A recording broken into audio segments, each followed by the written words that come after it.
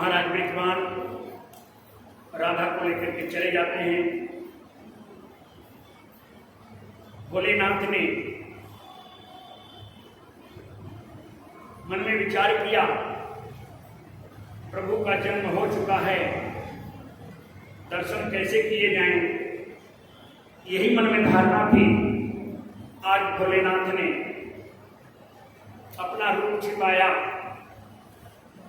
और रूप को छिपा करके एक बाबा का साधारण वेश बनाया। माँ यशोदा के दरवाजे पर जाकर के पहुंच जाते हैं। भोलेनाथ, जब भी प्रभु का अवतार होता है भोलेनाथ को पता लग जाता है। भोलेनाथ भगवान राम के यहाँ भी गए थे और इसी मिलन के कारण भगवान बजरंग का राम से सर्वप्रथम मिलन हुआ था। जब भगवान राम का जन्म हुआ था, अभी 2-2.5 वर्ष की अवस्था थी प्रभु राम की, और भोलेनाथ प्रभु राम के दर्शन करने के लिए गए। अलग अलग रूपों में जाते रहते थे। कभी मदारी बन करके जाते थे, कभी ज्योतिषी बन करके जाते थे। एक बार भोलेनाथ मदारी बन करके गए हैं अयोध्या में और एक बांदर को साथ ले जाते हैं। उस बंदर के खेल को देख करके प्रभु राम, जब भोलेनाथ चले जाते हैं तो प्रभु राम रोने लगते हैं और रोते रोते विकल हो जाते हैं। महाराज दशरथ कहते हैं, चाहिए क्या वो बताओ। भगवान राम कहते हैं, मुझे एक बानर चाहिए। महाराज दशरथ ने कई बंदरों को मदारियों से मंगवाया और जो भी बंदर लेकर के आता था प्रभु राम कह देते थे, मुझे ये बंदर नहीं चाहिए, ये भी बंदर नहीं चाहिए, ये भी बंदर नहीं चाहिए। अरे भाई, फिर कौन सा बंदर चाहिए? ये भी नहीं बताते थे कौन सा बंदर चाहिए, रोते भी जा रहे थे। तब महाराज दशरथ वशिष्ठ जी के पास जाते हैं, क्योंकि जब व्यक्ति व्याकुल होता है तब अपने गुरु के चरणों में जाता है और गुरु ही उसकी शंका का निवारण करते हैं। गुरु के बगैर ज्ञान नहीं होता है और ज्ञान के बगैर गति नहीं होती है। गुरु बिन होय कि ज्ञान, ज्ञान की होय विराग बिन गावै वेद पुराण जस की लही हरिभक्ति बिन।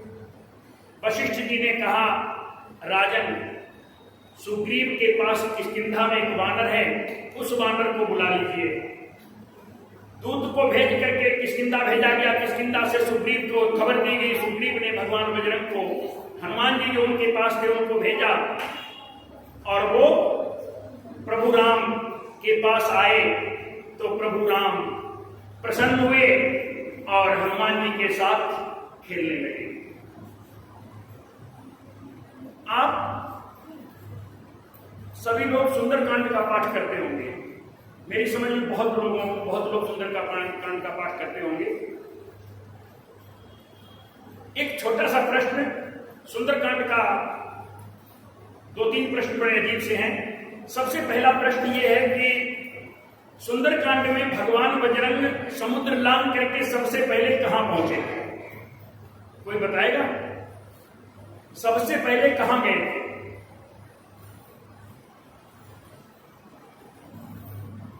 नहीं बताएंगे। कहां? लंका में। समुद्र लांघ के सबसे पहले कहां पहुंचे? विभीषण के तो घर बहुत पास में, वो तो बहुत दूर की कौड़ी है। सबसे पहले कहां गए? हम आपको एक रहस्यमय बात बताते हैं आज। ये बात आपको जल्दी कोई ब्राह्मण बताएगा नहीं, क्योंकि बताए तो ये पता हो। ये ज्ञान की चर्चा है। भागवत की तो कथा चलती रहेगी। भगवान कृष्ण की बाल लीलाएं हैं। बाल लीलाएं आपने टीवी पे बहुत देखी होंगी, कथा में भी सुनी होगी। बाल लीलाओं का मैं इतना गहरा विवरण नहीं करूंगा, समय नहीं व्यक्त करूंगा।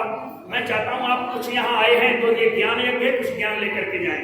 जो लोग सुंदरकांड का पाठ करते हैं उनके लिए बहुत अहम विषय है। सबसे पहले भगवान बजरंग किस देश में गए थे? समुद्र को पार किया तो किस देश में गए? अगर लंका में सबसे पहले जाते तो जाते ही उनको लंकिनी मिलनी चाहिए थी, लेकिन नहीं मिली।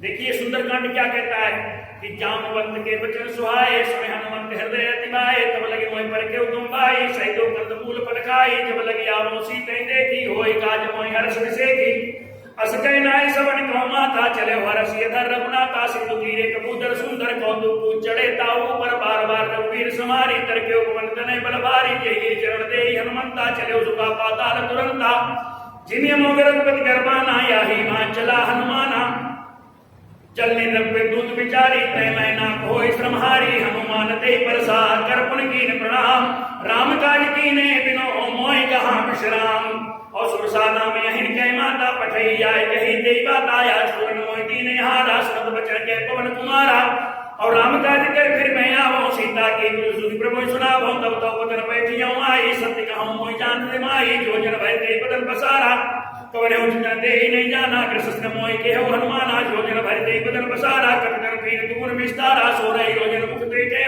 तुरंत कपन सोई कपन, तुरंत पवन सुत 32 भयउ, सतयोजन ते यामन कीना, अतिल गुरु पवन सुतलीना, पतन बैठ कोई बाहर आवा, मांगा विदाताई चिरताई शरणावा, तब सुरसा ने कहा था कि राम काज सब करे हो, तुम बल बुद्धि निधान, आशीष दे गई सो हर्ष चले हो हनुमान, और निश्चर एक सिंधु माराई, करी माया नव के खगाई, जीव जंतु ये गल उड़ाई, जल बिलो की तीन कह परछाई, सोई छल हनुमान का कीना, तासु कपट कवि तुरते कीना, ताहि मारे मारुत सुत पीरा, पार दिख पार गयो मति हीरा, समुद्र के पार हुए और कहां जाए देखी बन शोभा। अब वो कौन सी जगह पहुंचे जहां वन की सुंदर शोभा थी। अगर लंका में पहुंचे हैं, जब लंका में गए हैं तो तुलसीदास लिखते हैं कि लंकिनी मिल गई है। समुद्र पार करते ही जैसे ही मशक समान रूप कपि धरी, लंकन चलो सुमिर नरहरि, नाम लंकिनी एक निश्चरी, सो गए चले सुमोहि निंदरी। लेकिन वहां तो बाद में गए हैं, पहले ये कहां गए हैं, आपको रहस्यमय बात बताते हैं। ये भगवान बजरंग सबसे पहले मारीशस में गए हैं। मारीशस जहां का राजा था मारीच, जो रावण का मामा था। मारीच को रावण ने मरवा दिया था। भगवान बजरंग को पता था कि दुश्मन का दुश्मन मित्र होता है। मेरा भी दुश्मन रावण है और मारीच का भी दुश्मन रावण था, क्योंकि उसको मरवा दिया। मारीशस के लोग रावण से नफरत करते थे। भगवान बजरंग सबसे पहले मारीशस में जाके उतरे। आप गूगल पे सर्च कर लीजिए जिसे विश्वास ना हो। मारीशस भी समुद्र के अंदर है। मारीशस में जाके उतरे हैं और वहां से फिर लंका के लिए गए। तहां जाई देखी बन शोभा, कुंजत चंचरीक मनु लोभा। वहां विश्राम किया है प्रभु ने और फिर लंका में गए। और जैसे ही लंका में घुसने लगे, मशक समान, मशक किसे कहते हैं, मैंने परसों बताया था, मशक कहते हैं बिल्ली को। मशक बिल्ली का पर्यायवाची शब्द है। मशक समान रूप कपि धरी। और भगवान बजरंग लंका में पहुंचे कैसे? जो प्रभु ने अंगूठी दी थी, वो अंगूठी जब भगवान बजरंग ने सीता जी के आगे गिराई है, तो सीता जी क्या कहती हैं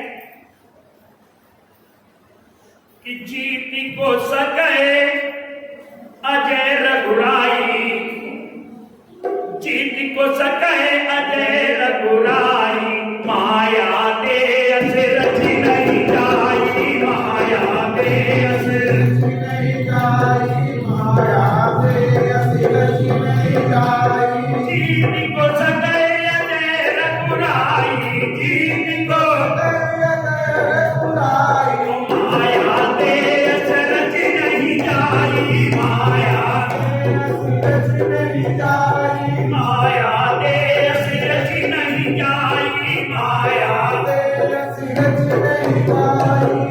बोलिए वृंदावन बिहारी लाल की जय। मां सीता कहती है कि भगवान राम अजय है, उन्हें कोई जीत नहीं सकता है। और ये अंगूठी माया के द्वारा बनाई नहीं जा सकती। आप विचार करिए कि रावण ने जब माया के द्वारा भगवान राम और लक्ष्मण का सिर बना करके कटा हुआ जाकर के सीता को दिखाया था कि देखिए मैंने राम लक्ष्मण का वध कर दिया, जब रावण राम और लक्ष्मण का वध कर सकता है, माया के द्वारा उनके सिर बना करके सीता को दिखा सकता है, तो अंगूठी क्यों नहीं रची जा सकती है? इसका बहुत बड़ा रहस्य था ये अंगूठी। और जब सीता जी अयोध्या से चली हैं वनवास के लिए, तो कैकेयी ने सारे गहने उतरवा लिए थे, लेकिन अंगूठी नहीं उतरवाई। अरे जब सारे गहने उतरवा लिए तो अंगूठी क्यों नहीं उतरवाई भाई? तो आप समझ लीजिए, सुंदरकांड का बहुत सुंदर प्रसंग है कि प्रभु राम जिस तरह से आज भगवान शिव कृष्ण के पास आए हैं, ऐसे ही भगवान शिव प्रभु राम के पास पहुंचे थे। तो जब वानराज सुग्रीव से हनुमान जी को लेकर के दूत अयोध्या में आए, हनुमान जी प्रभु राम के साथ विचरण करने लगे। काफी समय व्यतीत हो गया, क्योंकि प्रातः काल रोज सरयू पे जाते, स्नान करते, संध्या वंदन करते और उसके बाद अयोध्या में आ जाते। एक दिन हनुमान जी ने अकेले में जिस समय संध्या वंदन करके निकले, चारों भाई राम लक्ष्मण भरत शत्रुघ्न, तो प्रभु राम के चरणों को हनुमान जी ने पकड़ा और पूछा, प्रभु एक बात पूछना चाहते हैं। राम जी ने कहा पूछिए। बोले ये दुनिया तो आपके नाम की माला जपती है, दुनिया आपके नाम की माला जपती है, और ये आप जो संध्या वंदन करने बैठते हो, ये आपके किसी के नाम की माला जपते हो। प्रभु राम ने कहा छोड़ो हनुमान, क्या लेना। बोले नहीं प्रभु, एक बार तो बता तो दीजिए। अब चूंकि हनुमान तो परम भक्त हैं और भगवान राम को पता है कि शिव के 11वें रुद्र हैं, भगवान राम ने कहा हनुमान, वो जो परम शक्ति है, आद्य शक्ति है, कौन? देखिए यहां पे मैं इस प्रसंग को छोड़ता हूं, आपको एक स्पष्ट बात बता दूं। आद्य शक्ति कौन है? राधा, मां सीता। लक्ष्मी को आद्य शक्ति नहीं कह सकते हैं, क्योंकि लक्ष्मी तो विष्णु की पत्नी है और वो हर युग में विवाही जाती है। आद्य शक्ति परम शक्ति है, जिसके अंश पे उपजहि लक्ष्य उमा ब्रह्माणी, जिसके अंश से लाखों लक्ष्मी, लाखों उमा और लाखों ब्रह्माणियां पैदा होती है। मैं नहीं कहता हूं, मानस कहती इस बात को। विष्णु, ब्रह्मा, शिव, ये जिसके अंश से उत्पन्न होते हैं वो महाआद्य शक्ति है। राधा का नाम भागवत में कहीं नहीं है। मैं आपको आज एक बात बहुत बता दूं बिल्कुल स्पष्ट रूप से, आप भागवत पढ़ के देख लीजिए, और अगर आपको राधा का नाम मिल जाए तो मुझे बता दीजिए कि राधा का नाम भागवत के अंदर कहां लिखा हुआ है। राधा का नाम पूरी भागवत में कहीं भी नहीं है। आप किसी ब्राह्मण से पूछ के देख लीजिए कि बताओ जो श्रीमद् भागवत है, महापुराण, उसमें राधा का नाम कहां लिखा हुआ है। अगर कोई ब्राह्मण बता दे तो मुझे बता देना आकर। यथार्थ में यही है। भागवत के अंदर राधा जी का नाम सिर्फ 2 जगह आया। मैं पेज नहीं बताऊंगा आपको कि किस पेज पे है, लेकिन 2 जगह है और वो भी 6 पद में दिया है। मैं इसलिए कह रहा हूं भागवत में नहीं है। जो श्लोक है भागवत के 24,000 श्लोक हैं, किसी श्लोक में महामाई का नाम नहीं है, क्योंकि वो आद्य सत्या है। कृष्ण और राधा 2 नहीं है, कृष्ण और राधा दोनों एक हैं। बोलिए आनंद कंद भगवान की। इनको 2 नामों से पुकारा जाता है, लेकिन ये दोनों एक हैं। महाशक्ति का स्वरूप है ये। भगवान राम महाशक्ति का स्वरूप है, सीता महाशक्ति स्वरूपा है। आप भागवत पढ़िए और कहीं राधा का नाम मिल जाए तो मुझे बता देना।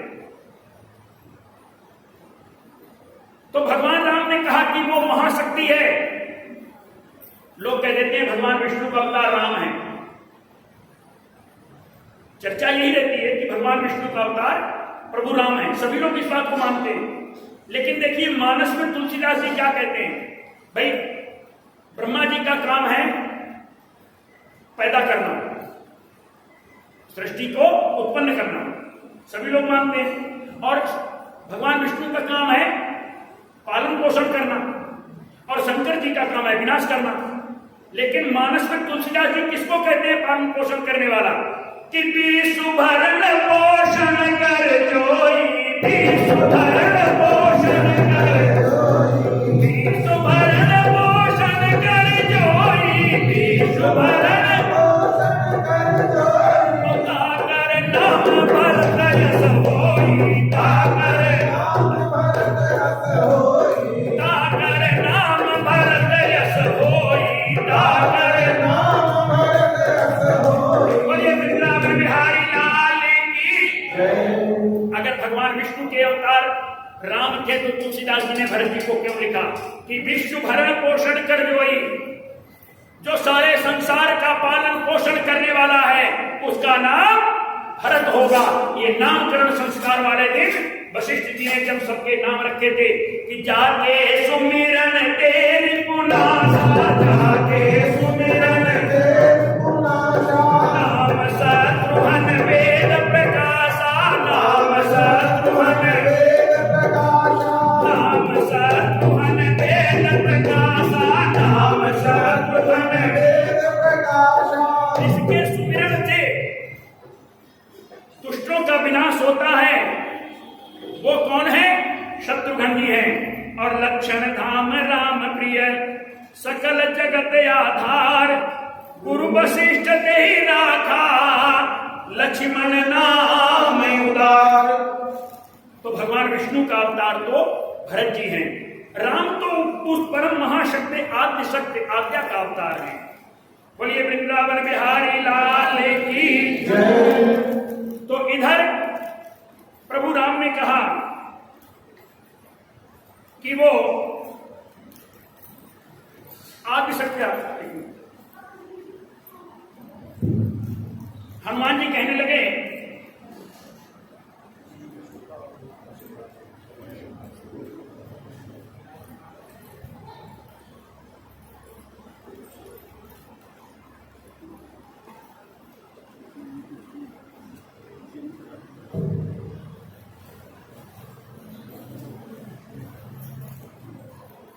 वृंदावन बिहारी लाल की जय। जब भगवान राम ने कहा कि हनुमान वो परम महाशक्ति आज्ञा का अवतार है, उस परम शक्ति से आज्ञा लेकर के हमें जन्म लेना पड़ता है। हनुमान जी ने कहा प्रभु एक बार मैं उस महाशक्ति के दर्शन करना चाहता हूं।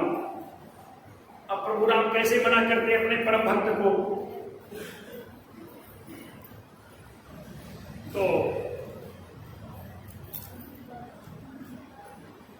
और हनुमान जी कितने गहरे भक्त हैं कि भगवान के लिए सब कुछ भूल जाते हैं, सब कुछ भूल जाते हैं। ये भी भूल जाते हैं कि मैं अपना रूप और श्रृंगार मेरा क्या है। एक बार मां सीता श्रृंगार कर रही थी, मस्तक में चुटकी भर सिंदूर डाला। माताओं की आदत होती है कहीं तीर्थ पे जाती है तो सिंदूर की डब्बी लेके आती है और थोड़ा सा सिंदूर अलग रख लेती है, बाकी सिंदूर जो है वो छुपा करके रख देती है, क्योंकि जो थोड़ा सा सिंदूर होता है उसमें बार बार वो मांग में लगाती है और इनको आदत होती है कि लकड़ी से सिंदूर भरेंगी तो उसमें बार बार मुंह में थूक लगा के और तब सिंदूर भरती है। ऐसा आप लोगों में ये प्रथा नहीं है, लेकिन ये माताओं प्रथा होती है। आप लोग ऐसा नहीं करती है, मुझे पता है। बोलिए आनंद कंद भगवान की। तो वो सिंदूर झूठा हो जाता है और जो सुच्चा सिंदूर रखा होता है कभी पूजा वूजा के लिए लेना पड़ता है तो उसमें से निकाल लेती है। तो सिंदूर डाल रही थी, भगवान बजरंग कुदरती आगे और आकर के मां सीता से पूछने लगे कि मैया आपके इतने सुंदर बाल हैं, फिर ये रंग क्यों डाल रही हो माथे में? तो मां सीता क्या कहती है देखिए, और आगे फिर दोबारा जब आगे बात बढ़ेगी तो फिर आपको बताएंगे कि माता सिया से बोले, माता सिया से बोले अंजनी के लाला,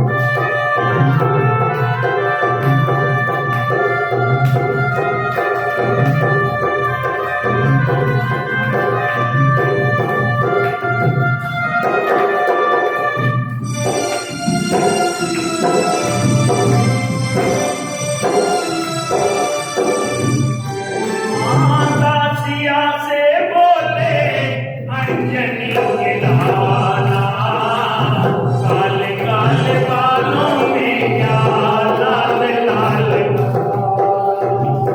लाल लाल क्या है डाला, लाल को बता दे, लाल लाल क्या है डाला, लाल को बता दे। काहे को डाला मैया मोहे समझा दे, काहे को डाला मैया मोहे समझा दे। लागे सुहाना कितना हो,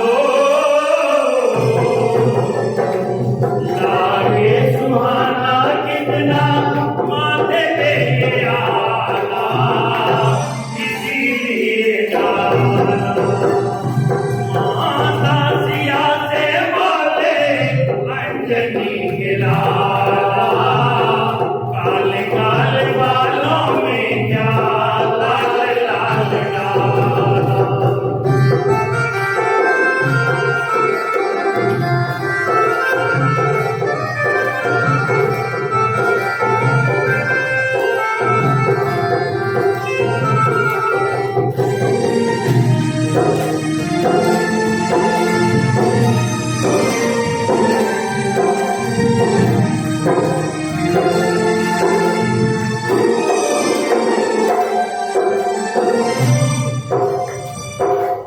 बोली खिलाती मैया करती ठिठोली, बोली खिलाती मैया करती ठिठोली, बोली खिलाती मैया करती ठिठोली, बोली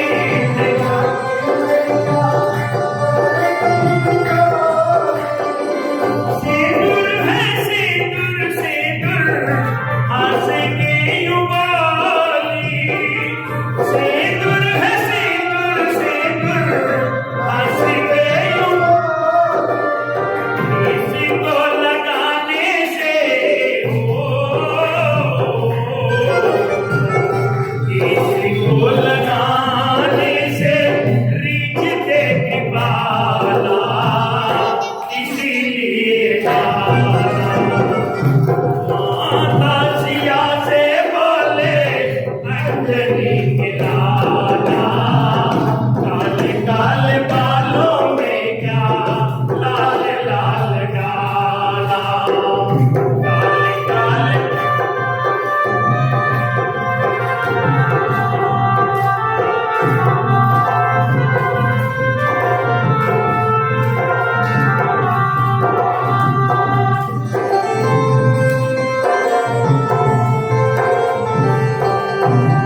और जब ये भगवान बजरंग ने सुना कि इसको लगाने से प्रभु प्रसन्न होते हैं, तो हनुमान जी को क्या चाहिए?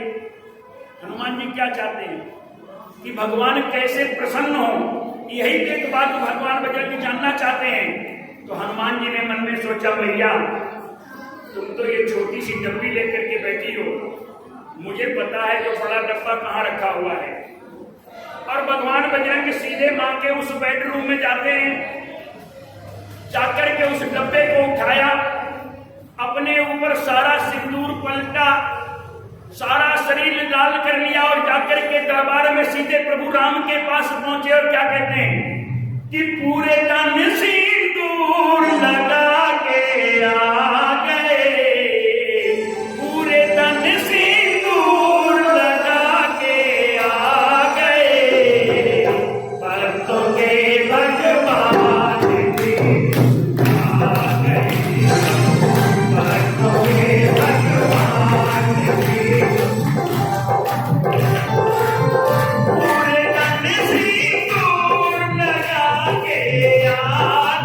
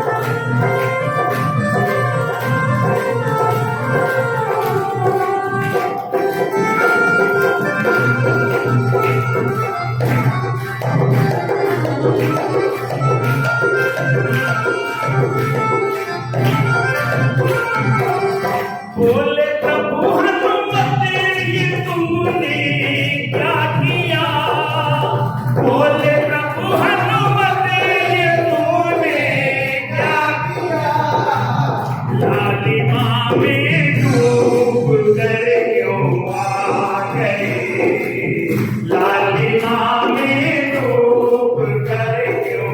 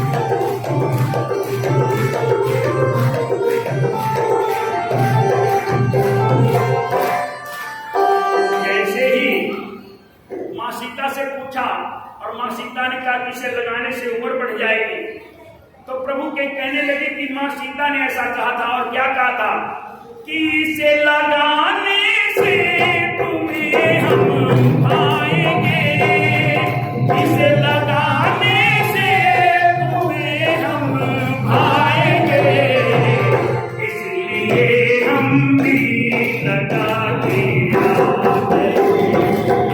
इसलिए हम भी लगा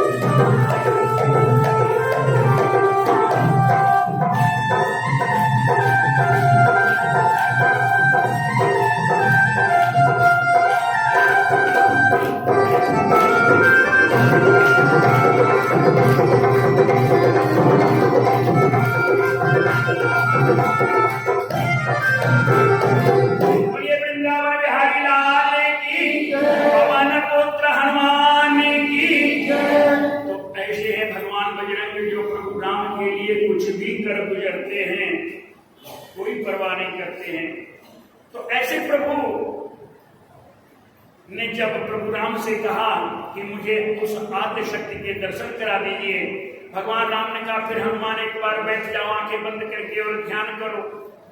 सरयू के तट पे भगवान बजरंग आंखें बंद करके बैठे, जैसे ही ध्यान किया कुछ देर के बाद बहुत जोर से शोर शराबा सुनाई दिया। उस शोर को सुनकर के ध्यान भंग हुआ, नेत्रों को खोला तो सामने क्या देखते हैं, कितने ही राम हैं, कितने ही लक्ष्मण हैं, कितने ही कृष्ण हैं, कितने ब्रह्मा हैं, कितने शिव हैं, कितने विष्णु हैं, कितनी लक्ष्मी हैं, कितनी पार्वती है। इतना सब देवताओं के अनेकों रूप देख करके हनुमान जी विचलित हो जाते हैं, ये सोच करके कि मेरे अपने रूप इतने हैं, पता नहीं हनुमान मैं हूं या ये है। इतने रूपों को देख करके हनुमान जी विचलित हुए और जब व्यक्ति विकल होता है तो आंखें बंद कर लेता है। भगवान बजरंग ने अपने नेत्रों को बंद कर लिया। बोलिए वृंदावन बिहारी लाल की। जब नेत्रों को बंद किया, कुछ देर के बाद जब सब शांत हो गया, कोई शोर शराबा नहीं रहा, तो हनुमान जी ने नेत्रों को खोला।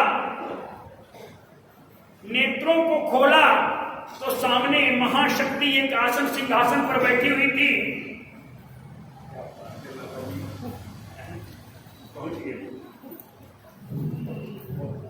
बोलिए आनंद कंद भगवान की। नेत्रों को खोला तो सामने आदिशक्ति को देखा, महामाई को प्रणाम किया, उस महाशक्ति को प्रणाम किया जो कृष्ण और राधा राम और सीता के रूप में जो परम आद्य शक्ति है, उसको प्रणाम किया। शक्ति ने कहा क्या चाहिए मांगो। अब हनुमान जी, हमारे यहाँ पर ऐसा कोई व्यक्ति होता तो पता नहीं क्या कुछ मांगता। प्रभु 10-20 लाख रुपए दे दो, थोड़ा बहुत तो सोना चांदी दे दो, यही कुछ मांगते हैं ना। लेकिन हनुमान जी को क्या चाहिए था? बोले मुझे तो मेरे प्रभु के पास भेज दो, मैं तो यहाँ फंसा हुआ हूँ, मुझे ये नहीं पता मैं हूँ कहाँ। तो आज शक्ति ने कहा चले जाइए। बोले मुझे यही नहीं पता है कि मैं जाऊं कहां, रास्ता नहीं पता है, नगर नहीं पता है, जगह नहीं पता कि मैं कहां हूं। तब आदि शक्ति ने वो अंगूठी दी थी जो मैं सुंदरकांड की कथा आपको सुना रहा हूं। आदि शक्ति ने वो दी थी अंगूठी। उस अंगूठी को लेकर के हनुमान जी और ये कहा था कि हनुमान तुम इस अंगूठी को अपने पास रख करके जहां के जहां जाने के बारे में सोचोगे, इस अंगूठी की ज्योति निकलेगी इस अंगूठी के अंदर से, वो ज्योत उधर ही जाएगी जहां तुम जाना चाहते हो, ये तुम्हें मार्ग दिखाएगी। हनुमान जी उस अंगूठी के ज्योत के मार्ग से अयोध्या में आए। अयोध्या में आकर के वो अंगूठी प्रभु राम को दे दी। बोले मेरे किस काम की है ये, आप अपने पास रखिए। प्रभु राम ने वो अंगूठी अपने पास रखी। जब विवाह होकर के आया, सीता ने कौशल्या से कहा कि मैया, मेरी मां सुनैना ने मेरे से कहा है कि जब तक ससुराल में कोई कार्य न कर लेना तब तक अन्न मत ग्रहण करना, ये महापाप होता है। कोई भी कार्य आप करके उसके बाद अन्न ग्रहण करना। मैया मुझे कोई काम बताओ। मैया कौशल्या ने सोचा क्या काम बताएं, ऐसा कौन सा काम है जो सीता को करने को दिया जाए। अब सीता जिद पे अड़ी हुई थी। मां कौशल्या ने हल्दी की गांठ दे दी। बोली बेटी कुछ नहीं लो, तुम इस गांठ को तोड़ करके पीस लो, यही काम तुम्हारे लिए है, कुछ काम ही करना है तो ये कर लीजिए। अब सीता जी ने कभी गांठ तोड़ी हो तो पता हो, आजकल तो पिसा पिसाया मसाला आता है तो मेरी समझ में भी आदि बेटियों को भी नहीं पता होगा कि हल्दी कैसे तोड़ी जाती है। नहीं सिलबट्टे पर रख के हल्दी तोड़ के देखे जाके तो पता लगे हल्दी कैसे टूटती है। हल्दी की गांठ इतनी चिकनी होती है कि सिलबट्टे पे रखे और सिल पे रखे और बट्टा मारो तो हल्दी की गांठ अगर हाथ ना लगाओ तो दूर जाकर के गिरती। अब सीता ने हल्दी की गांठ रखी, सोचा टूट जाएगी, बट्टा मारा तो गांठ उछली और जाकर के 10 फुट की दूरी पे गिरी। जब वो गांठ उतर गई तो कौशल्या की हंसी निकल गई। सीता को लज्जा तो आई लेकिन करे क्या, उठा के लाई बेचारी ने, फिर रख ली सिर पे। ये कंबर ऋषि की रामायण में इसका वर्णन आता है। दोबारा जब सिर पे बट्टा मारा उस गांठ के ऊपर, जोर से मारा कि अब की बार में तो तोड़ ही दूंगी। बट्टा तो सिर में लगा लेकिन गांठ उतनी 20 फुट की दूरी पे जाकर गिरी। इतने आएगी कैकेयी और कैकेयी के मुख से हंसी निकल जाती है। बोलिए वृंदावन बिहारी लाल की। सीता को बहुत क्रोध आया, लेकर के गांठ आई रखी और जोर से पट्टा मारा तो जाके 50 फुट की दूरी पे गांठ गिरती है। बोलो राधा रानी सरकार की। अब कौशल्या और कैकेयी को हंसता हुआ देख करके सीता ने कहा जल जा। क्या कहा? जल जा। और वो गांठ जल करके राख हो गई। मां कौशल्या का हंसना बंद हो गया। मन में विचार किया सीता के अंदर इतना क्रोध है, इतना क्रोध तो रानी में नहीं होना चाहिए, ये तो किसी दिन अवध का अनर्थ हो जाएगा। कौशल्या ने दूत को भेजा, राज्यसभा से राम को वापस बुलाया। राम को बुला करके कहा, राम तुम्हें सीता से क्रोध मांगना है। सारा वृत्तांत सुना दिया। अगर सीता के अंदर इतना क्रोध रहा तो अवध में किसी भी दिन अनर्थ हो जाएगा, इसलिए आज ही सीता से क्रोध ले लो। प्रभु राम ने कहा ठीक है मैया। संध्या हुई, अपने कक्ष में गए प्रभु।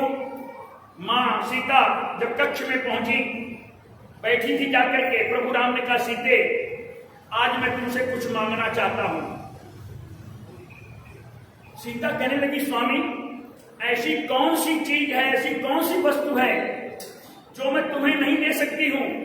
प्रभु राम ने कहा नहीं सीते, वचन दो, वचन दो तब मांगूंगा। सीता ने वचन दे दिया। प्रभु राम कहते हैं सीते मुझे अपना क्रोध दे दीजिए, अपना क्रोध मुझे दे दीजिए। क्रोध ले लिया प्रभु राम ने। और जब कोई व्यक्ति किसी से कोई चीज लेता है तो उसके बदले में कुछ ना कुछ देना पड़ता है। जब इंद्र ने आकर के कर्ण से कुंडल कवच मांगे थे, क्योंकि कर्ण का वध 6 लोगों ने मिलकर के किया था। मैंने परसों में बताया था कथा में कि जब अर्जुन प्रसन्न हुए थे कर्ण को मारने के बाद, तो भगवान कृष्ण ने कहा था अर्जुन प्रसन्न होने की आवश्यकता नहीं है, कर्ण का वध 6 लोगों ने मिलकर के किया है, तुमने अकेले वध नहीं किया। अर्जुन ने पूछा प्रभु 6 लोग कौन से थे? बोले परशुराम परशुराम जी ने श्राप दिया था कि इन 5 बाणों से तेरी मौत होगी और ये 5 बाण तेरे पास जब तक रहेंगे तब तक तू मर नहीं सकता है। तो उन 5 बाणों को मांगने के लिए कौन गया था कि जब दुर्योधन किए बिना संग्राम सरासर, देने लगान भूमि सुई की नोक बराबर, जब ने एक भी बात संत की उसने मानी, तब विग्रह को विवश हुए पांडव विज्ञानी। सुनकर ये सब हाल युद्ध होना निश्चित कर, कुंती कर्ण समीप गई गंगा के तट पर, था उसका उद्देश्य कर्ण को समझाने का तथा मनाकर आत्म पक्ष में कर लाने का। लेकिन कर्ण ने कहा मां मैं तुझे वरदान देता हूं कि तेरे 5 पुत्र हमेशा जीवित रहेंगे। मेरा बैर अर्जुन के साथ है, अगर अर्जुन मारा गया मैं उसी दिन कौरवों की सेना छोड़ करके पांडवों में शामिल हो जाऊंगा, और अगर मैं मारा गया तो तुम्हारे 5 के 5 तुम्हारे पास हैं, तुम्हारे 5 ही रहेंगे, न 4 होने देंगे और न कभी 6 होंगे। बोलिए वृंदावन बिहारी लाल की। तो भगवान कृष्ण कहते हैं कर्ण अर्जुन सुनिए, परशुराम श्राप दीने, कुंडल कवच पुरंदर लीने। कुंडल और कवच राजा इंद्र मांग के ले गए थे, और इंद्र उसके बदले में कर्ण को वज्र शक्ति देकर के गए थे। क्योंकि कुंडल कवच ले जा करके जब इंद्र अपने विमान में बैठे हैं तो विमान नहीं उड़ा था। आप ये कथा पढ़ करके देख लीजिए महाभारत में, व्यास जी के द्वारा जो लिखा गया है। पाप का इतना बोझ बढ़ गया था कि इंद्र का विमान उड़ा ही नहीं। तब संचालक ने, विमान के चालक ने कहा कि जाकर के कर्ण को कुछ देकर के आओ। जब कर्ण से जाकर के कहा तो कर्ण ने कहा था कि मंगन से कुछ मांगत नहीं, मैं मांगने वालों से कुछ नहीं मांगता हूं, और क्षत्रिय हूं, क्षत्रिय अगर मांगता है तो नरक में जाता है। तो इंद्र ने कहा कि क्षत्रिय और कुछ मांगे ना मांगे, लेकिन अस्त्र शस्त्र मांग सकता है। तो कर्ण ने कहा था ठीक है अपना वज्र दे दीजिए। इंद्र ने कहा वज्र तो मैं दे दूंगा, लेकिन कर्ण एक शर्त है, ये एक बार ही तुम चला पाओगे, जिसके ऊपर चलाओगे वो बचेगा नहीं और उसके बाद दोबारा तुम्हारे पास आएगा नहीं। कर्ण ने ये सोच करके उस वज्र को अपने पास रखा था कि ये वज्र जब मैं सेनापति बनूंगा तो इसका प्रहार अर्जुन के ऊपर करूंगा, क्योंकि सेनापति का युद्ध सेनापति के साथ होता है। कर्ण ने वज्र संभाल के रखा था, लेकिन 10 दिन के पितामह भीष्म के सेनापति बनने के बाद 5 दिन आचार्य द्रोण सेनापति रहे, और न पितामह भीष्म ने कर्ण को युद्ध में आने दिया, न आचार्य द्रोण ने कर्ण को युद्ध में आने दिया। कर्ण को युद्ध से बाहर रखा गया था। पितामह भीष्म ने और आचार्य द्रोण ने कह दिया था अगर कर्ण युद्ध करेगा तो हम सेनापति का रोल बिल्कुल नहीं करेंगे, न युद्ध करेंगे। 15 दिन के युद्ध के बाद 16वें दिन कर्ण सेनापति बना, और 16वें दिन के युद्ध में कर्ण ने वो शक्ति भीमसेन के पुत्र घटोत्कच के ऊपर चला करके घटोत्कच का वध कर दिया था। तो भगवान कृष्ण कहते हैं अर्जुन परशुराम असराफे दीने कुंडल कवच पुरंदर लीने और हम तुम धरती कुंती माता, हम तुम धरती कुंती माता और छहो जन मिलगी ननी पाता, छहो जन मिलगी ननी पाता, छहो मिलगी ननी पाता।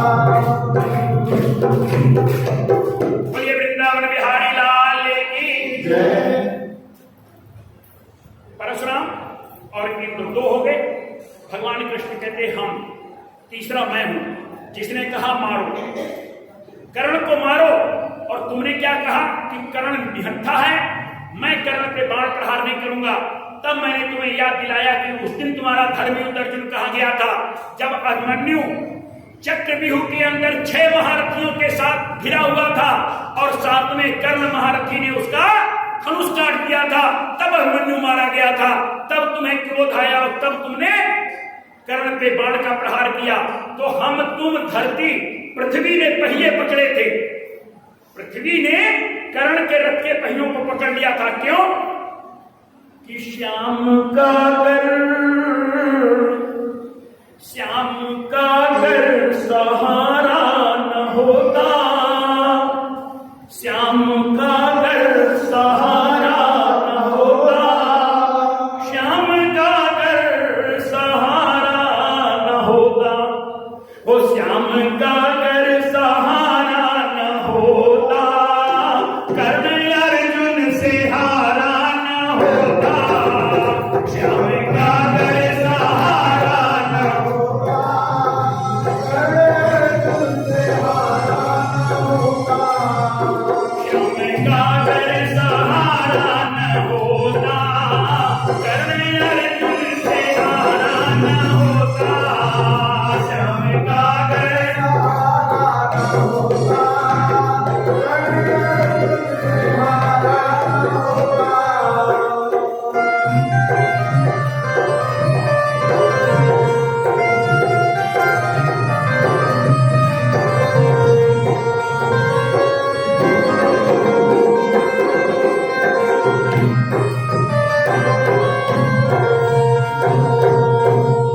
बड़े वृंदावन में हरिलाल की विराटपुर के अंदर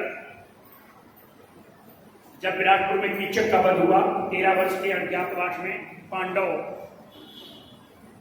विराटपुर में थे, महाराज युधिष्ठिर कृषि के रूप में थे, भीमसेन जयंत नाम था इनका और ये रसोईया का काम कर रहे थे, अर्जुन बृहन्नला का काम कर रहा था, अर्जुन को श्राप था इंद्र की अप्सरा का। तो फिर बाद में इस श्राप को 1 वर्ष में बदला गया कि 1 वर्ष तक तो तुम्हें इसी रूप में रहना पड़ेगा। तो अर्जुन के पास वही समय था। नकुल घोड़े चराने का काम करते थे और सहदेव गौओं की रक्षा के लिए रखे गए थे। ये 5 पांडव विराटपुर में इस तरह से रह रहे थे छुप करके। लेकिन जब कीचक का वध हो गया तो ये दुर्योधन को तुरंत शकुनी ने कहा कि कीचक का वध सिर्फ और सिर्फ भीम कर सकते हैं, क्योंकि कीचक में 10,000 हाथी की ताकत थी। ये 5 भाई थे पूर्व जन्म में, सगे 5 भाई थे। इन्होंने भगवान शिव की तपस्या की थी और उस तपस्या में जब भगवान शिव ने वरदान देने के लिए कहा तो इन्होंने कहा कि हमें अगले जन्म में हमारे अंदर 10,000 हाथी की ताकत हो। भगवान शिव ने तथास्तु कहा।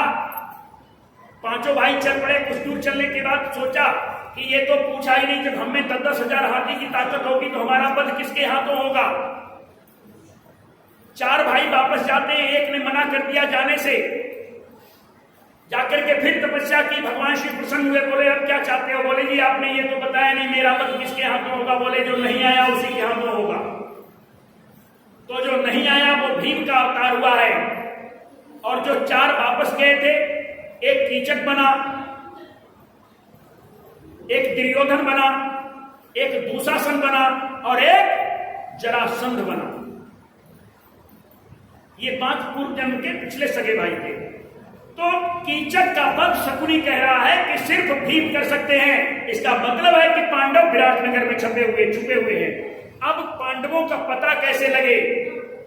तो जाकर के ये विचार किया गया। चारों तरफ से कौरवों की सेना ने जब आक्रमण आरंभ किया, विराटनगर को घेर लिया, तो ये हुआ कि गइयों को घेरा जाए।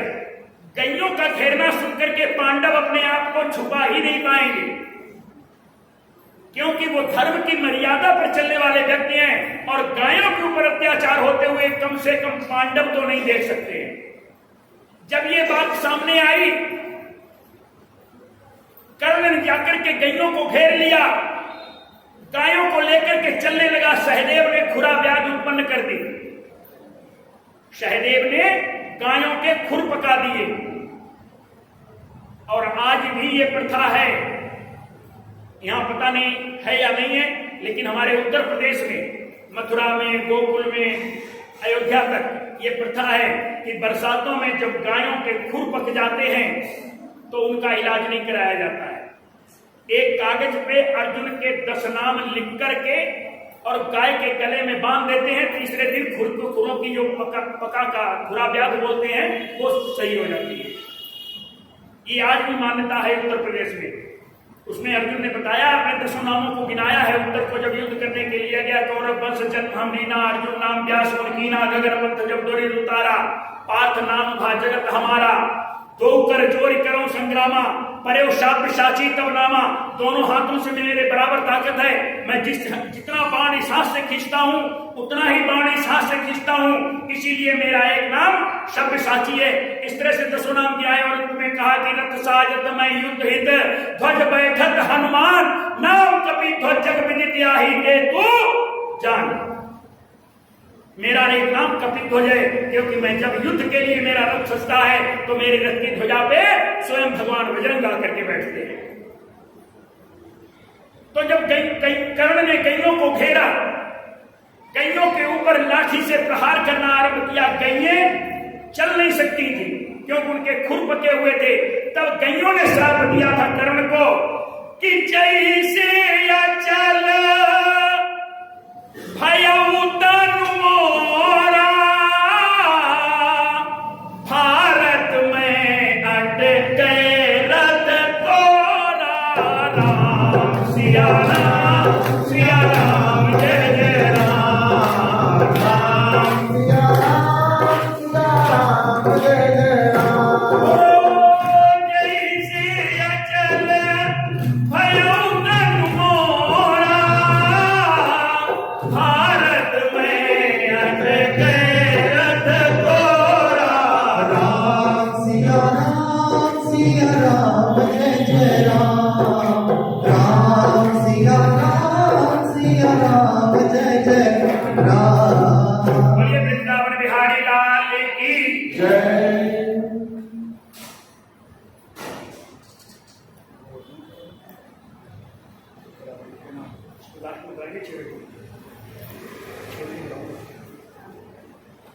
बोलिए आनंद कंद भगवान की जय। कईयों ने श्राप दिया था कि जिस तरह से कर्ण मेरा तन अचल है, मैं चल नहीं सकती हूं, तू लाठियां बरसा रहा है। मैं श्राप देती हूं कि महाभारत के युद्ध में तेरे रथ के पहियों को पृथ्वी पकड़ लेगी और तब तू मारा जाएगा। तो भगवान कृष्ण कहते हैं, अर्जुन हम तुम धरती और कुंती माता, कुंती बाण मान गिलाई, 6 जन मिल कीन निपाता, 6 जनों ने मिलकर के कर्ण को मारा है, अकेले तुमने नहीं मारा है। कोई आनंद कंद भगवान की जय। तो इधर भगवान बजरंग प्रभु राम के पास जब वो अंगूठी देते हैं, और अंगूठी भगवान राम जब मां सीता से क्रोध मांगते हैं तो अंगूठी सीता को दे देते हैं, क्योंकि बदले में कुछ ना कुछ देना पड़ता है। ये अंगूठी अयोध्या की नहीं थी, वो अंगूठी सीता को दी और सीता से क्रोध ले लिया। इसीलिए देखिए, इसका प्रमाण हमें सुंदरकांड में मिलता है। जब दशानन सीता के पास जाता और क्या कहता है, रावण ने कहीं ये नहीं कहा सीता से कि तू मेरी रानी बन जा, पटरानी बन जा, दासी बन जा, ऐसा कुछ नहीं कहा। रावण सिर्फ ये कहता था कि एक बार विलोक सिर्फ एक बार मेरी तरफ देख दे, क्योंकि दशानन के दूतों ने ये दशानन के पास खबर दे दी थी कि सीता के अंदर क्रोध नहीं है, और रावण ये चाहता था कि मैं जीते जी स्वर्ग जाऊं, और जीते जी स्वर्ग तभी जाया जा सकता था जब भक्ति अंदर पनपी हुई हो और हृदय में शांति हो। वो सीता की नजर से भी सकती थी, और सीता तृणधरी मोट कहती बैठे, तृणधरी मोट कहती बैठे, तृणधरी मोट मेरे अवधपति परम सने, मेरे अवधपति परम सने, मेरे अवधपति परम सने, मेरे अवधपति परम सने। आनंद कंद भगवान की जय। सीता, देखिए तृण के कई माने हैं, कई जगह तृण तिनके को कह देते हैं कि वो सीता का भाई था, सीता पत्नी से पैदा हुई, तिनका भी पैदा हुआ, इसलिए भाई हुआ तिनका। लेकिन यथार्थ में तृण का शब्द है साड़ी का पल्लू। आज भी ये प्रथा है, जब बहुएं अपने जेठ से बात करती हैं तो घूंघट करे चाहे ना करे, लेकिन साड़ी का पल्लू होंठ में दबा करके बात करती, ये लज्जा का विषय होता है। सीता साड़ी के पल्लू को ओंठ में दबा करके तब रावण से बात किया करती थी, देखती नहीं थी रावण की तरफ। और रावण ये कहता था एक बार विलोक मोरा, एक बार मेरी ओर देख दे बस, और सीता देखती नहीं थी। ये प्रमाण है इस बात का कि सीता में क्रोध नहीं था।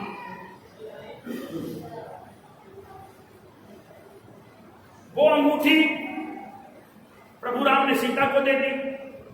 केवट संवाद के समय जब केवट ने प्रभु राम लक्ष्मण सीता को गंगा के पार किया,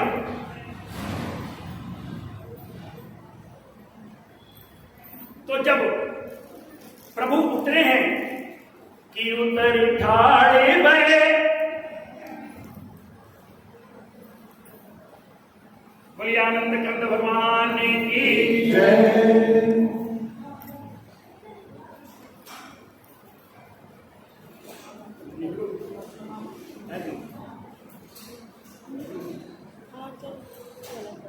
देर हो जाएगा फिर, है ना? दूध दाद भी काट लो। आज आज बेटा दादू माम माम कर दो। केले यहाँ चढ़े हुए थे, उसमें से प्रसाद ले लो। जोर से करो दादू भैया राम राम।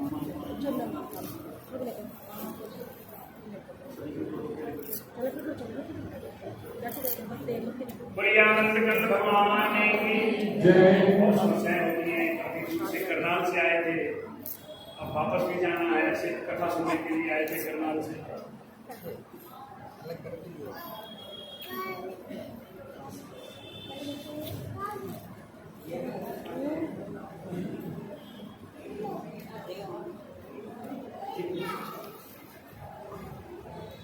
बोलिए वृंदावन बिहारी लाल की जय।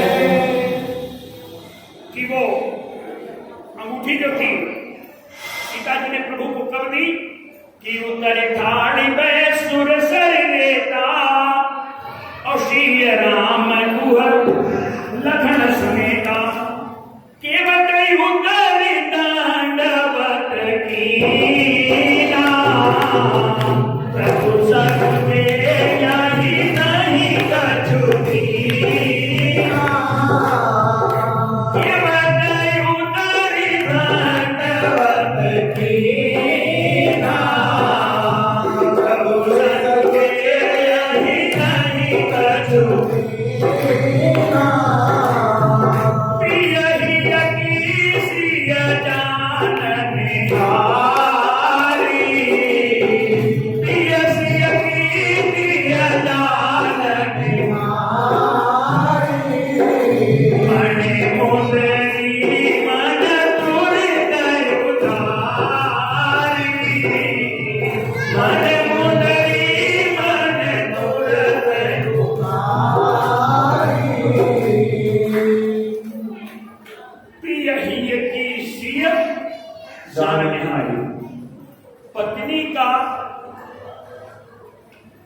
ये फर्ज होता है कि पति की हृदय की बात को बगैर बताए जान ले। पत्नी के वैसे कई अर्थ हैं, वैसे कहते हैं प जमा तनी, जो पति के ऊपर रहे तनी वो होती है पत्नी, लेकिन ऐसा नहीं है। पति के हृदय की भावना को विनोद पांडे ही, मैंने आपसे नहीं कहा, तो आप उधर देख रहे हैं, बहुत तुम्हारी बहुत शरीफ है बेचारी। क्रोधी तो हमारी भाभी जी है। बोलिए आनंद कंद भगवान की।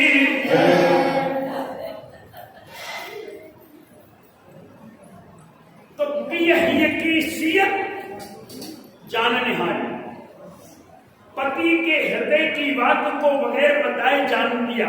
किसने? सीता जी ने, कि प्रभु के पास कुछ है नहीं और देना चाहते हैं तो धीरे से अंगूठी निकाली और बड़े प्यार के साथ प्रभु राम के हाथ में पकड़ा दी। केवल को पता भी नहीं लगा और प्रभु राम ने अंगूठी आगे करके क्या कहते हैं कि कहे वो की बालू ले हुतराई, कहे वो की बालू ले हुतराई, कहे वो की बालू ले हुतराई, कहे वो की बालू ले हुतराई, तो केवट चरण कहे अकुलाई, केवट कहे अकुलाई, केवट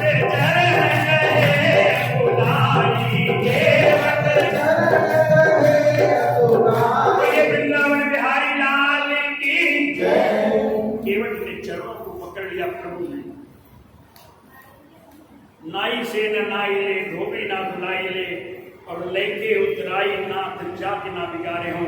प्रभु आप भी केवट है और मैं भी केवट हूं। आप संसार के भवसागर से लोगों को पार करते हैं, मैं गंगा से पार करता हूं।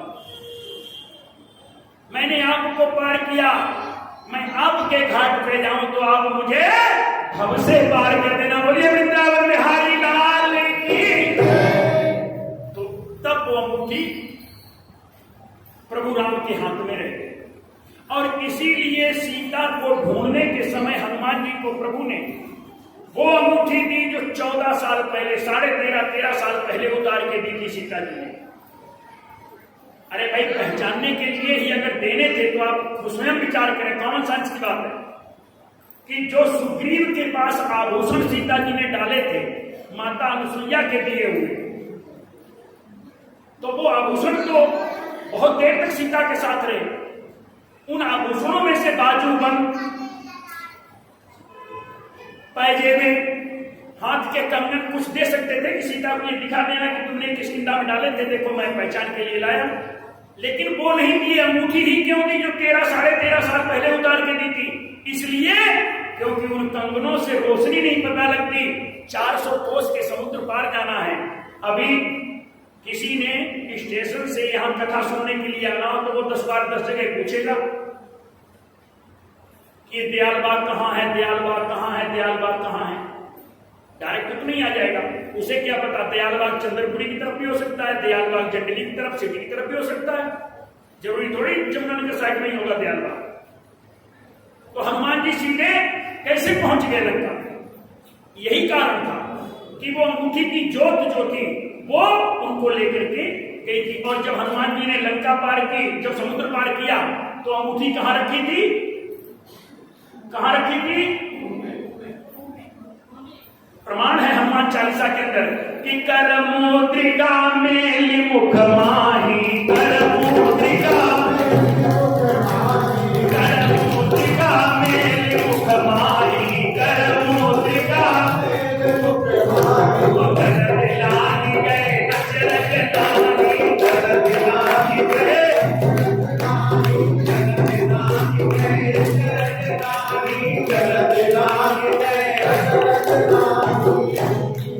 पवन सुत हनुमान की। तुलसीदास जी लिखते हैं कि अगर कोई इस बात का वहम करे कि हनुमान जी लंका में कैसे पहुंच गए, तो हनुमान चालीसा के अंदर स्पष्ट कर दिया कि कर मुद्रिका में कुमाही और जगल लांघ गए अचरज नाई। समुद्र में लंका से इधर उधर क्यों नहीं पहुंचे? क्योंकि मुख में अंगूठी थी और वो जोत सीधी कहां पड़ रही थी? जहां उनको जाना था, सीधे लंका में जाकर के पहुंचे। तुलसीदास कहते इसलिए आश्चर्य करने की या शंका करने की आवश्यकता नहीं है। आपको अंगूठी का मर्म बता दिया कि अंगूठी कहां से आई, और इसीलिए सीता जी कहती हैं क्योंकि वो अंगूठी के बारे में न रावण को पता था न किसी अन्य को पता था। राम और लक्ष्मण के तो चेहरे को रावण ने देख रखा था ना। आप नकल उसी चीज की बना सकते हैं जो असलियत में देखी हुई हो, लेकिन जो चीज कभी देखी ही नहीं उसकी नकल कैसे बन जाएगी? तभी सीता ने कहा था कि जीत को सके अजय रघुराई, जीत को सके अजय रघुराई, जीत को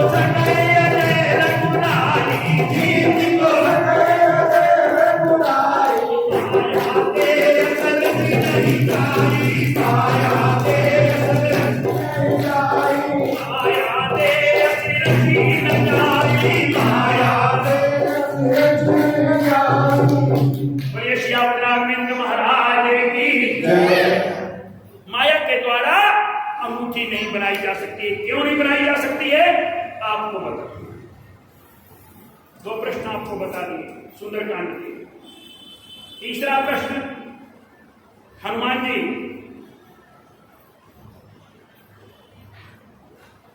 जब लंका में प्रवेश करते हैं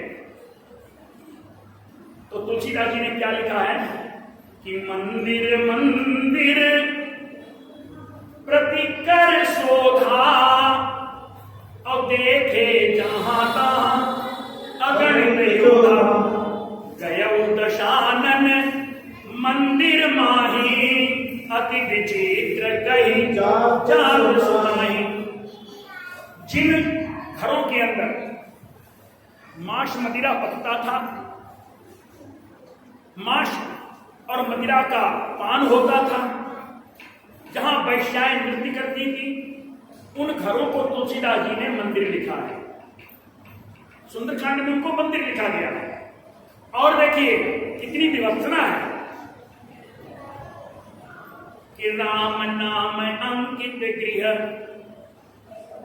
शोभा बरण न जाय, नव तुलसी के वृंद तहां देखी हर्ष कपिराय। उन जहां राम नाम दीवारों पे लिखा हुआ था, सुंदर पीपल का बटका वृक्ष था, तुलसी के नवीन पौधे लगे हुए थे, उनको तुलसीदास जी ने घर लिखा। जो मंदिर का रूप था उसको घर लिख रहे हैं महाकवि तुलसीदास जी। और जहां मांस मदिरा आदि का पकवान होता था उसको मंदिर लिखा। क्यों? विचार करने की बात है। क्यों? इसलिए कि वो नगरी लंका किसने बनवाई थी? भगवान शिव ने, माता पार्वती की जिद पे। और जब उसका गृह प्रवेश का कार्यक्रम हुआ तो विश्वेश्वरवा जी ने उस नगरी को दक्षिणा में मांग लिया था। बाद में फिर वो कुबेर को दी गई और कुबेर से दशानन ने जीत छीन ली। विभीषण की कुटिया क्यों नहीं जली थी? कारण यही था कि विभीषण जब लंका में रहता था तो कौए, चील, गीद इत्यादि मांस जो ये राक्षस खाते थे उसको उठा करके हड्डियां ले जाते थे। विभीषण पूजा पाठ करता था, वहां गिरा देते थे, उसकी पूजा में विघ्न पड़ता था। तो विभीषण ने लंका से काफी दूर अलग जाकर के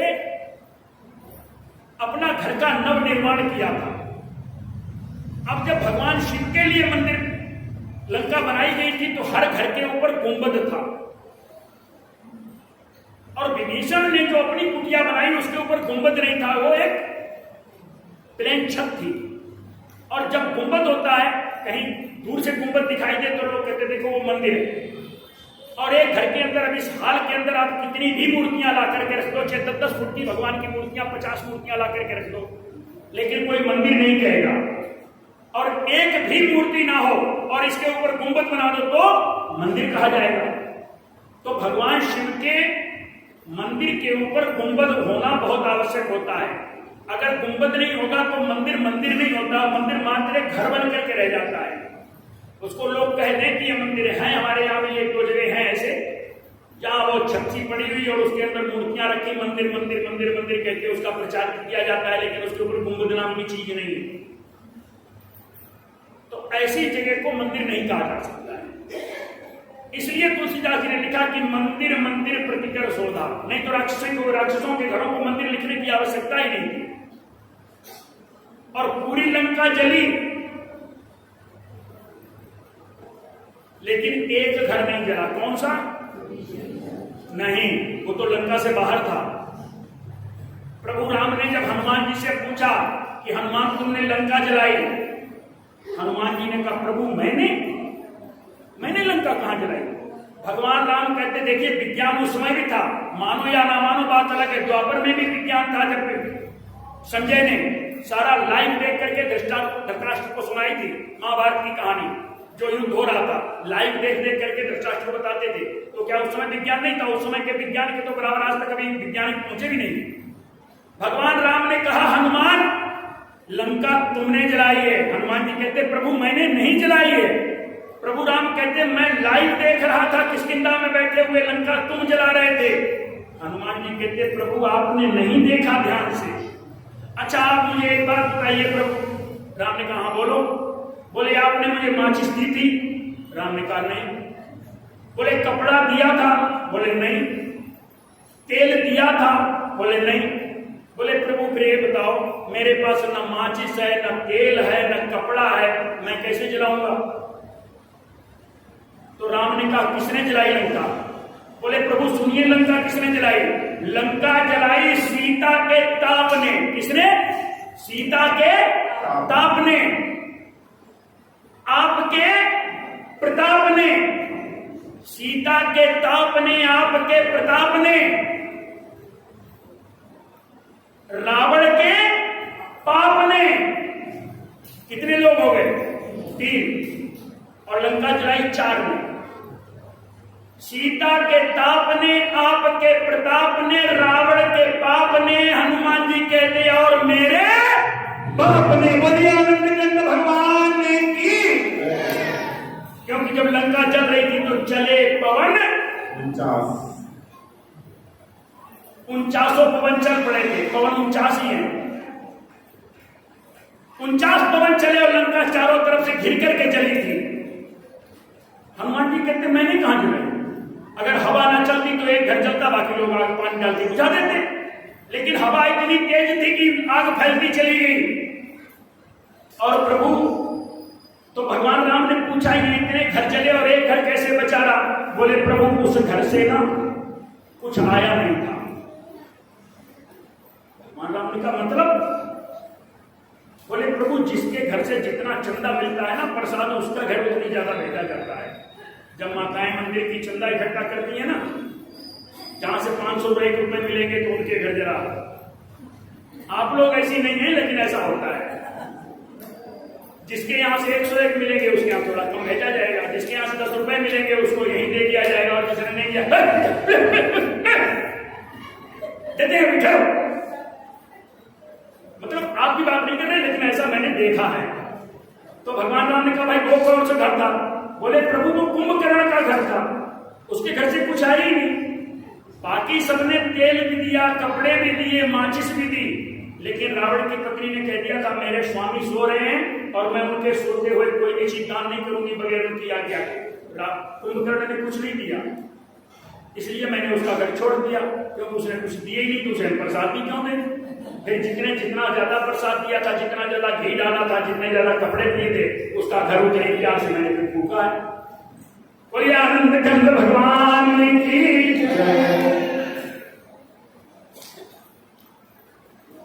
तो मंदिर मंदिर प्रतिकर्ष हो गए। और फिर गया दशानन मंदिर में, और दशानन का मंदिर तो बड़ा विचित्र था, जहां भगवान बजरंग ने जाकर के नेत्रों को बंद कर लिया था। तो प्रसंग पे आते हैं, कथा पीछे छूट जाएगी, ज्ञान की चर्चा होगी। और हम आपको ये बता दें कि पितर पक्ष में ज्ञान की चर्चा